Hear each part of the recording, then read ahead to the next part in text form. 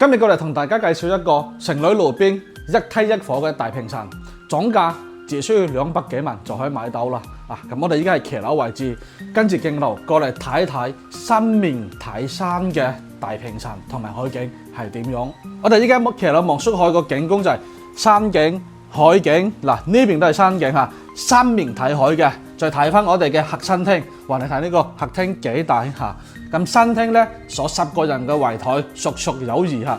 嗱呢一個咧做咗一個書房，後期住個人多咧都係做翻一個房間。咁依家板房嘅設計咧係做咗3個房間嘅。嗱呢個主人房你睇，哇呢個位置呢個空間呢個景觀喺呢度踎住個廁所啊，睇住個山景舒服晒啊真係。嗱再睇翻我哋嘅休息區先，主人房瞓覺嘅地方你睇，望到海景山景舒服，真係舒服嚇。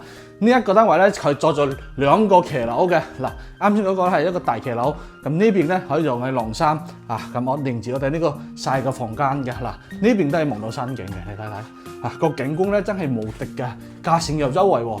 之前係呢條路上邊個價錢啊，唔會低於4萬嘅。咁依家咧單價2萬都唔使㗎。嗱，總價咧200幾萬就可以買到㗎啦。嗱，就睇睇我哋嘅廚房，廚房個空間都好大㗎嚇。3、4個人喺度煮飯都夠嘅。嗱，如果有興趣嘅係城裏路邊想睇海景、睇山景嘅大平層咧，call 我過嚟睇實景。